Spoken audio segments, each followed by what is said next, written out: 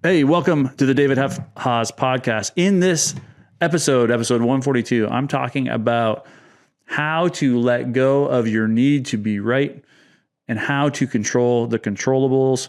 I dive deep into the freedom that comes when you recognize what it is that people really want and then use that to your advantage to allow you to remove yourself from all of the energy that gets consumed in trying to be right. This is a really interesting conversation, and I think you're going to get some good takeaways from it. So I hope you enjoy. Now on to the show. Okay, U.S. election is, by the time this gets released, probably less than 30 days away, I think. And, everyone's pretty wrapped up in the state of the world, what's going to happen if Trump wins, what's going to happen if Kamala wins. And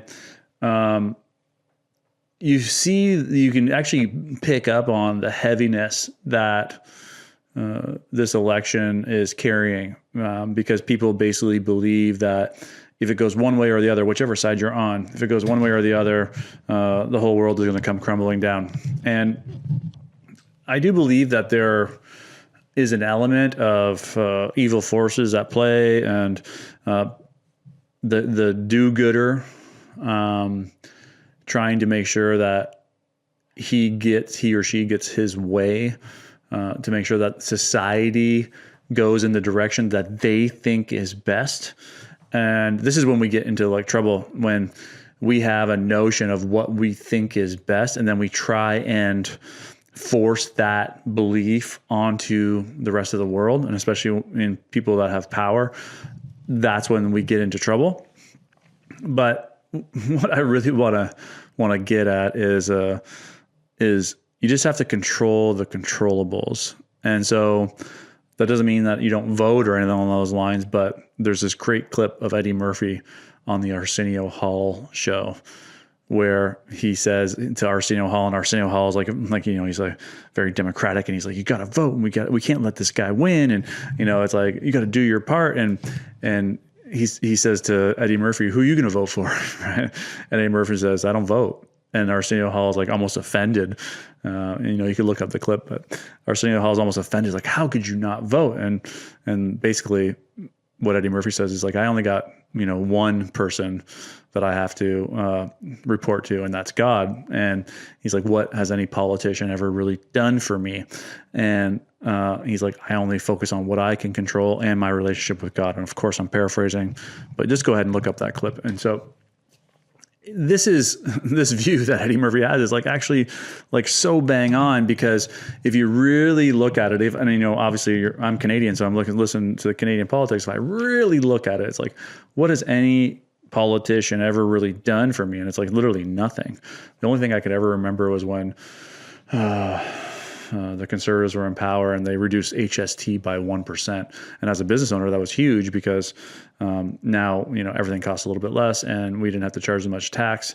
And so that was good for us. So you're doing you have $1 million business, 1% is an extra 10 grand a year, let's say, right? And so it's like it had some sort of impact, but how big of an impact? It was like not that big, right? And so we can kind of just remove ourselves. I'm not suggesting not to vote and stay informed or whatever, but it's like, it really doesn't matter. Now, you might say, well, it does matter, right? Because, if the, especially because, I would say I'm definitely on the, I definitely am center, but lean right for sure. And if liberals become in power, they're going to work to eliminate free speech. And COVID was a perfect example of this, how they just kind of like just put mandates in place to force you to do things that you didn't want to do.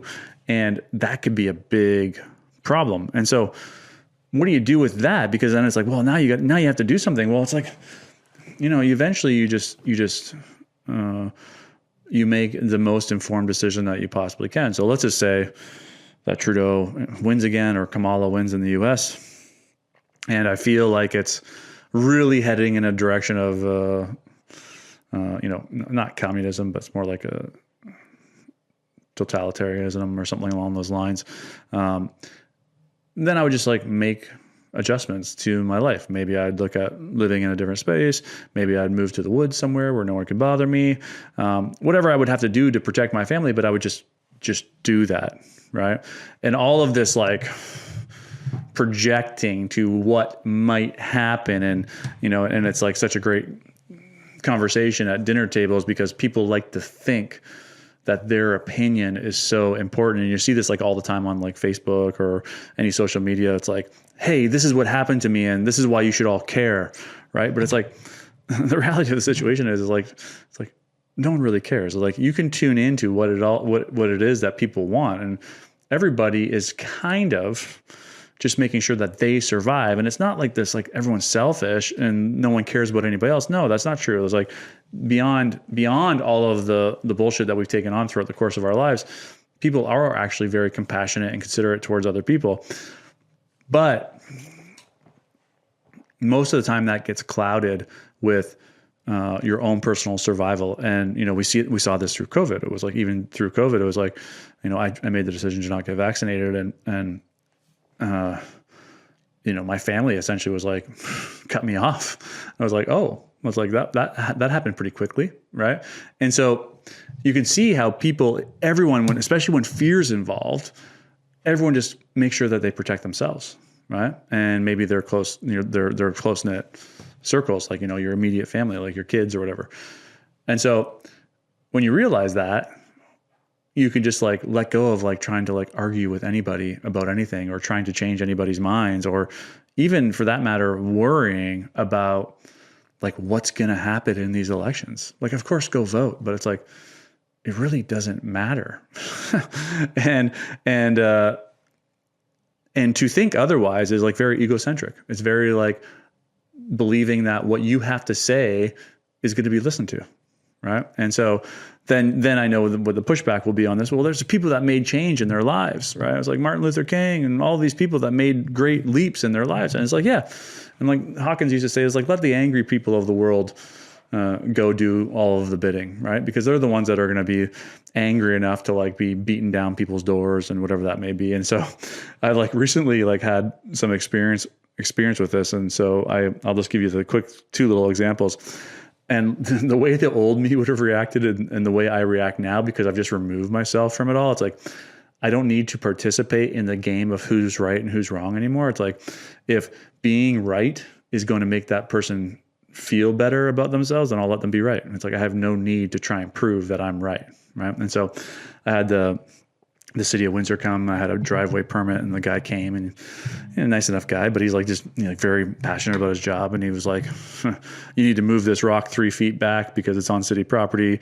You need to get rid of this mulch and plant grass here because, and all these rules all came into place for a reason, because obviously people got sued or whatever that may be. And so now everybody's just trying to protect themselves. Right. And this is all from the birth of a society that doesn't take responsibility for anything anymore. It's like, you step out of your car and you step onto mulch and you roll your ankle. Now you sue the city because it wasn't a grassy landing. So then the city has to implement a whole entire law that is, to make sure you have a grassy landing, and they have to come to homeowners and make them plant a foot of grass. And it's just like, you can see the source of all of this, which is all like the victim energy of the world. No one's taking responsibility for everything. This is like the source of the entire woke movement. It's like, you are a victim of the world. And so anyways, this guy comes to my house and he says, these are all the things that have to be done. And they're so ridiculous to me. Like, they're just so ridiculous to me. Like, I had to cut these grasses down to 3 feet and all of this stuff, like they're decorative grasses. And the old me would have been like, you're a loser, essentially. I would have yelled at him. I would have got mad at him. I would have said, this is bullshit, which then would have created more pushback from him and made him less likely to help me out. And so I recognize that energy in me of wanting to say, you're a fucking loser, get off my property. And I just like, what is it this guy wants? He wants to feel important. He wants to feel like he's right. He wants to win. And so he gave me the list of all the things that needed to be done. And I said, okay, no problem. I'll take care of him. And so, it wasn't a lot of work. I got rid of the rock, cut the grasses down, planted some grass seed, sent him a picture. And I said, hey, it's all done. Came out the next day and approved it. And it was all done. And it was like this nice interaction. And it was like, why? Because I let him win. It's like, what do I got to lose? What am I going to spend my time fighting over whether a rock should be 3 feet one way? It's just like, this is not worth my energy, right? And so that then would relate to like bigger issues. Like if you believe in like pro-choice, that would be like a bigger issue that you got to fight for, right? And so you got to stand up and speak your mind. But what does all that really do, right? It's just like, at the end of the day, it's like we're not the ones that are like making these decisions. Like you elect an official, but that official has been captured by all kinds of lobbyists and whatever that may be. So it's like you really don't have that much power in all of this. The only thing that you can control is the controllables, right? And so if you believe in pro-choice, then and if your country or government doesn't allow you to have abortions anymore, then you go to a place that does, or you take more preventative actions to make sure you don't get pregnant. Like whatever, you just adjust your life. Okay. And it all sounds terrible. Like, oh, you adjust your life because of other, but it's like, you have to recognize everyone just wants to win. And so then the other one I had is that at Lungo Vito, we had this shoreline officer come out and they're saying that we encroached the land and we took back land, which is funny because they took back land from us because the water levels have risen.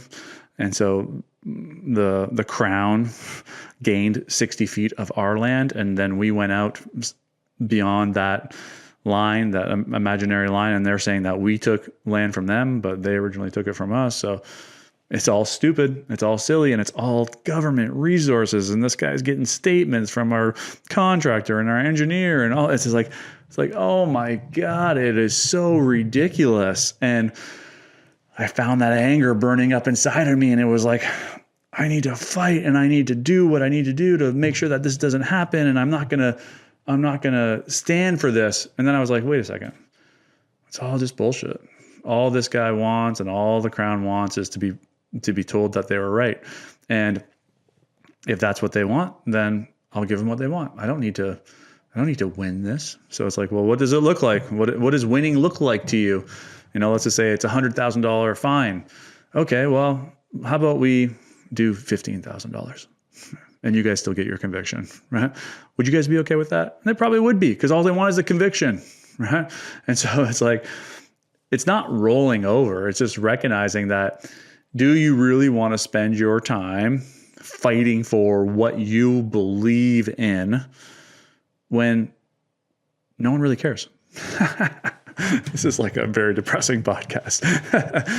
So, but in that, it's also freeing though, right? Because like, if you think about how much time and energy you spend fighting for what is right? And you just recognize that the only thing that you really need to do is be the example of what is right? That's all you need to do, right? And so it's like, even in the shoreline thing, it's like, there's probably going to be like, let's just say like they do all this, probably going to be some truth that maybe that we went out beyond that we were supposed to. Not, it wasn't intentional, but maybe we did. So it's like, we got to take some ownership for that. And so if we approach it in that manner and we recognize that all these guys want is a conviction and to be right, and we can accept some of our own responsibility that, hey, we should have got better GPS systems to make sure we didn't go beyond the line. I should have monitored the guys more. It's like, there's a little bit of my own responsibility. Do I think it's all stupid? Yeah, but am I gonna spend the time and the energy and the resources to fight just so that I can say I was right and you were wrong? It's like, whoa. It's exhausting when I think about all of that, right? And so like, I'd just rather like let them be right. And it's like this nice little place to be, because it's like, it doesn't take anything away from me. And that's, I think, where people get trapped, is that they think if they let somebody else be right, they are going to feel like they're stupid or they're wrong or they're less than. But I've dealt with all that pain. Well, so I think. I'm sure it'll show up again. But like, I'm okay with, the feeling of less than. If I lose this thing and I feel like I'm less than, I'll sit in that pain and deal with it. If I lose this thing and I got to pay money, which is going to make me feel like I'm fearful of poverty and I'll have to sit in the pain of poverty, I'm okay there. I've done that, right?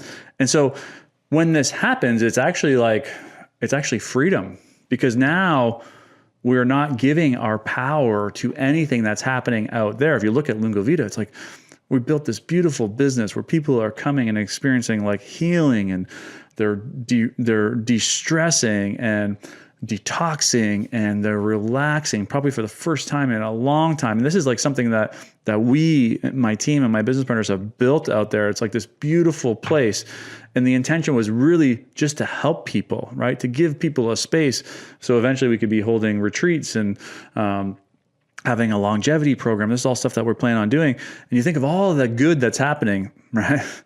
And then you're like, I'm doing all of this good. And then it's like, I get presented with this bad. So now I could get wrapped up in the very low energy of needing to prove that I'm right, or I can stay aligned with the high energy of helping people, giving back, trusting that everything's going to be okay, and just let all that go.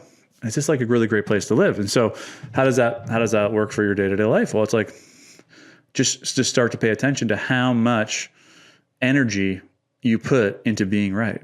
And you're going to notice it is a fuck ton. It is all consuming. It's like, it's prevalent in every single conversation that we have with others. It's all about, hey, this is the way I see this. How come you don't see it that way as well? And let me give you all of these points for you to see it the same way I do. And then if that person changes, you get the little boost of, oh my God, I'm smart. I'm right. I'm better than them, right? Well, if you need to feel better than somebody, that means that you don't feel good enough about yourself. And this is why you're trapped defending all of these positions, and it's going to be all consuming, right? Now, for some people, that will be their whole entire life. They're trapped in the anger of the wrongs in the world, and they're going to do everything that they can to fight all of those wrongs. But when you recognize that there is an unconscious process that is constantly moving us towards better versions of ourselves, you recognize that there's nothing that you really need to do to try and drive that process any further besides you personally resolving and being a good person. And so it just removes you from all of it. And it's just like a really nice place to be. And I just actually recorded a video on how I live my life so stress-free, even though from the outside looking in, I would have a very stressful life, right? With like the businesses that I run and the work that I do, it would be like very stressful for someone that hasn't done this type of work to be in. But it's just like, I just recognize that it's all going to be fine. And I'm not wrapped up in fighting the city of Windsor about moving a rock 3 feet, or these shoreline guys about moving rocks 90 feet. You know, it's just like, I'll just let them be right. And it's like real simple for me. And so how do we relate this to our own personal lives? So like I said, first we want to observe how often we are trying to prove to others that we are right. So every time we're trapped in proving, that means that we don't have something for ourselves. So like, what is it you're trying to prove? You're trying to prove that you're smarter. Then that means that you don't feel smart or worthy or accepted, and you're trying to prove that you can be. Right? So then let's solve for the pain of not feeling smart enough. Let's solve for the pain of, not being accepted. And then we can just drop all of the proving all the behaviors that are around proving. But the other behavior is anger. And the thing I used to laugh about is I used to have a hit list back in the day when I was in business. I said, once I get rich, all of these people are going to get it. And I had this list, and it was like bankers and lawyers and city officials and alcohol and gaming, because I was in the bar business. It's like, these are the guys I'm going after, health inspectors. And I started making that list again. And I put the city of Windsor guy on, and this bylaw guy on, or this shoreline guy on. And then I just laughed because I caught myself doing it, right? It's like, I don't need to prove anything to anybody. I don't need to get back at anybody. It's like, it's all just an unfoldment, and everything is happening for me. So it's like, what is it that I learned through all of this entire process? It's like, well, I learned that it's like, I got to be diligent. I got to make people sign contracts. I got to do all of these things. But it's like, I don't need to get wrapped up in the energy of trying to fight all of this stuff. I'll leave that to the angry people of the world, right?